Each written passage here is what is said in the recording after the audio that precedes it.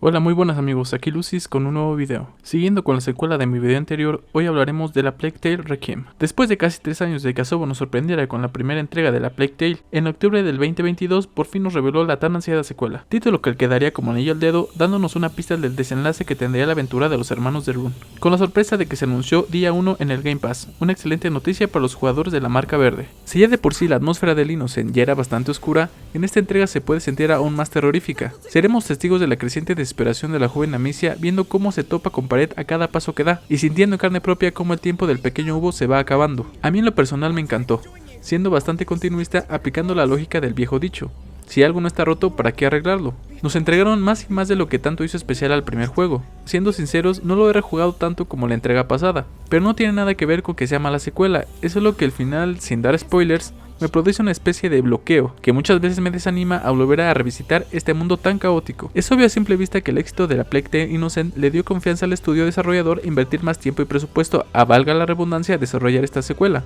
ya que además de pulir las mecánicas, se le dio un buen chute de esteroides al apartado gráfico. Con escenarios más vastos y llenos de detalle, este juego llegó a exprimir literalmente cada gota de las capacidades del hardware más actual, cosa que se ve venir desde que se anunció que no sería un título intergeneracional, o sea que solo saldría para la nueva generación, dejando la vieja Xbox One y PlayStation 4 excluidas. Pero no solo fue eso, sino que no nos dieron la sorpresa de que saldría a 30 FPS de salida en todas las consolas, con sus respectivas resoluciones. Tuvimos que esperar medio año para poder disfrutar de los tan ansiados 60 frames en las consolas más potentes. Lamentablemente los usuarios de la Series S quedaron con las ganas, que solo tendría un desbloqueo de fotogramas. Pero ya explicaremos esto más adelante. En el caso de la PC, llegó un juego decente, para los estándares actuales, claro está. Cojeaba en algunos aspectos de optimización que causaban problemas menores como crasheos ocasionales, uso disparado del procesador y un rendimiento inestable en general. Sin embargo, el estudio no se olvidó de este nicho e igualmente llegaron actualizaciones que fueron mejorando la experiencia, viéndose enormemente beneficiados los que compraron la gama más actual de Nvidia, ya que el juego se hizo compatible con la tecnología DLSS 3 que viene de la mano del Frame Generation. Pero no nos adelantemos, después de esta larga introducción, ya es tiempo de que nos metamos de lleno en las pruebitas para contestar la pregunta de la sección. ¿Vale la pena gastar en una PC gamer para jugar a la Plague Tale Requiem? Comencemos analizando la versión de la SS. Como ya les adelanté, el juego en su salida llegó a 30 frames y rascando una resolución de 900p. En el momento que llegaron las actualizaciones, todos creían que de igual manera que en su hermana mayor, la pequeña de Microsoft igual tendría su modo 60 FPS, pero por desgracia no fue así, y así pasó un mes más y llegó otra actualización. Todos pensaban, esta es la buena. Tristemente, volveríamos a quedarnos decepcionados. Sin embargo, aunque no se recibió el parche de los 60, la consola no se fue con las manos vacías, ya que se implementó un desbloqueo de FPS muy extraño, por así decirlo amablemente. Sinceramente, este movimiento se vio más como patadas de ahogado que como una verdadera propuesta para saciar a los jugadores por parte de Asobo. Una clara tirada de toalla y su forma de decir, ¿saben qué? Hasta aquí de esta consolita. Porque más que ser una solución, esto solo hizo que el juego rendiera un poco peor, y les voy a explicar por qué. Lo único que hicieron fue desactivar la sincronización vertical. Pero, ¿qué es esta sincronización vertical? Se preguntarán algunos. Bueno, en resumidas cuentas, es una tecnología que hace que los frames del juego estén a la misma sintonía con la velocidad de la actualización del monitor. Así, si tienes un monitor o televisión de 60 Hz y tu juego corre a 30 FPS, esta tecnología baja a 30 los Hz de tu pantalla para así evitar los desgarros de imagen. Lamentablemente, esta solución genera otro tipo de problemas, como es el stuttering, la congelación de la imagen o el input lag, que es el retardo que hay entre una acción que realizamos con el control y el movimiento en pantalla. Así que por eso se inventó el FreeSync o G-Sync, para sustituir la sincronización vertical sin generar más problemas, pero eso ya es desviarnos mucho del tema. Aquí el chiste es que el estudio dio por hecho que desbloquear los FPS iba a resultar en una experiencia de juego más fluida, pero no contó con dos pequeños problemitas. El primero, no todos cuentan con una pantalla compatible con FreeSync o G-Sync, así que los que no, les tocaba comerse sus desgarros con papas. Y el segundo, aunque contaras con esta tecnología en tu TV o monitor, el FreeSync o G-Sync solo funcionan cuando la tasa de cuadros está por encima de los 45-48 frames, pero el juego es tan inestable que sube y baja constantemente, pudiendo bajar hasta los 40 FPS y subir hasta los 60 FPS, por lo que esta tecnología no funciona del todo bien.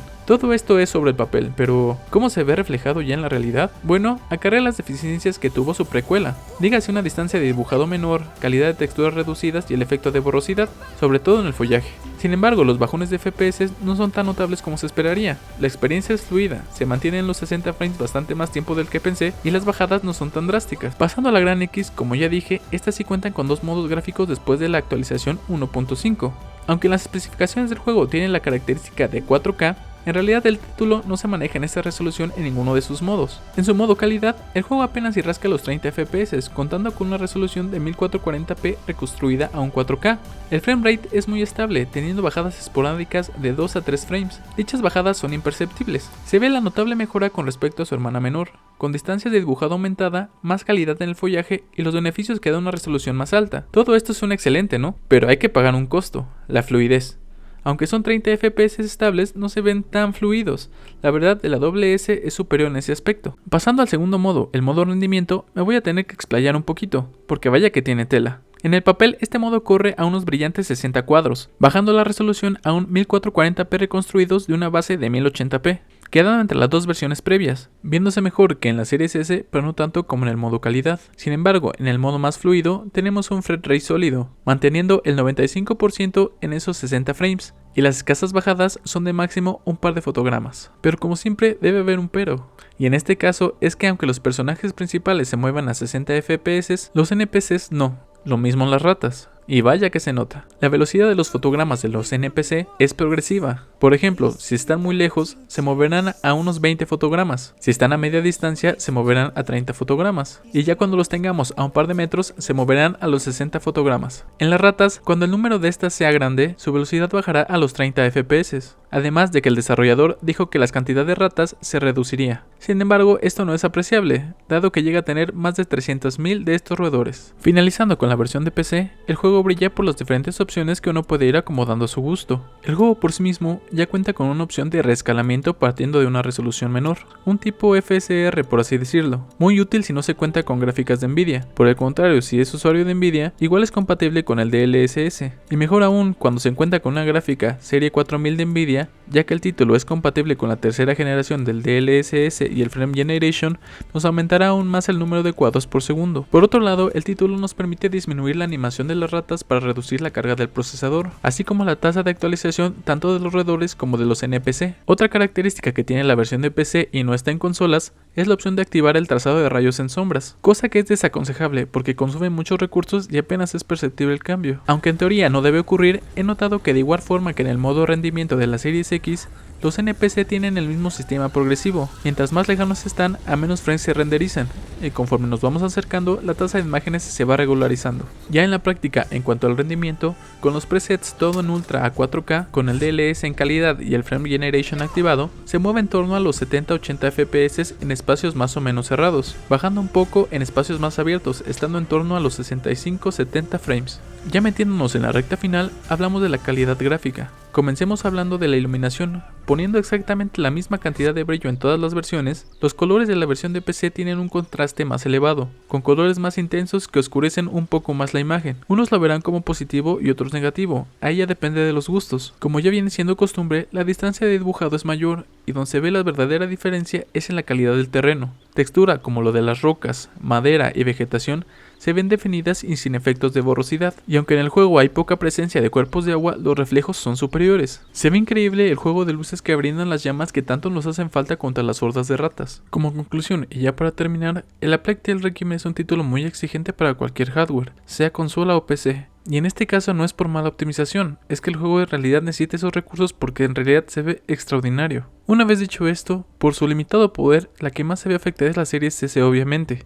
Pero aún así es disfrutable y lo mejor es que la consola está al alcance de todos los bolsillos, y si no se es muy exigente, vale completamente la pena. Esto sí, si eres una persona tiquismiquis, no la toques ni con un palo. Podrá parecer redundante decir esto, pero desde ahora les voy a decir que aunque es verdad que la Series S es una consola barata, lo que ofrece va acorde a lo que cuesta, no da más ni menos. Es una buena puerta de entrada para los juegos de actual generación, pero hasta ahí. Esas personas que dicen que es increíble, que da mucho para lo que vale, y algunos llegan a decir la barbaridad de que es más potente que la Play 5, solo por el hecho de tener el mismo procesador que la Series X, no son más que fanboys. Es una consola enfocada al jugador casual, que no gasta en monitores de alta resolución ni de alta tasa de refrescamiento. En mi opinión, la verdadera consola de Xbox calidad-precio es la Series X, hay un mundo de diferencia entre las dos. Y con esto no quiero decir que la Series S sea una consola mala, solo que no se debe exagerar ni endiosarla tanto, porque en serio es una consola que flagea en muchas de sus aptitudes. Y para los gamers que buscan en serio una experiencia que te vuele la cabeza, realmente no es para ellos. Ahora, pasando a la Gran X, brilla por sus dos modos de juego. Como siempre digo, siempre es mejor tener más opciones y en este caso hay para los que anteponen la calidad teniendo unos 30 frames totalmente estables o los que prefieren la fluidez aunque tengan que sacrificar la calidad. Sin embargo, la antepondría sobre su hermana pequeña en todas las situaciones. Entonces, ya para responder la pregunta que nos truje, ¿vale la pena gastar en una PC para jugar a la Plague Tale Requiem? Sí y no. La calidad de texturas y definición no tiene comparación, pero depende mucho de las tecnologías de Nvidia, con el Frame Generation y el DLSS. Incluso para los que van sobrados con una 4080 o 4090, tienen la opción de activar el DLAA, un anti-aliasing incluido en el DLSS que mejora la calidad de la imagen sin rescalarla, por lo que la cantidad de FPS disminuye, pero a cambio nos otorga unas texturas mejoradas y bordes muy definidos. Probando el juego con una gráfica de AMD, la RX 7900 XT, el rendimiento es muy inferior, y eso que es una gráfica equivalente a la 4070 Ti que tengo en mi computadora principal. Esperemos que en un futuro sea compatible con el FSR 3, pero hasta que eso no pase, en caso de no contar con una RTX, me quedaría con la versión de la Series X. El A Plague Tale Requiem es un título que debes jugar en cualquiera de sus versiones, tengas Xbox, tengas PC, valdrá la pena.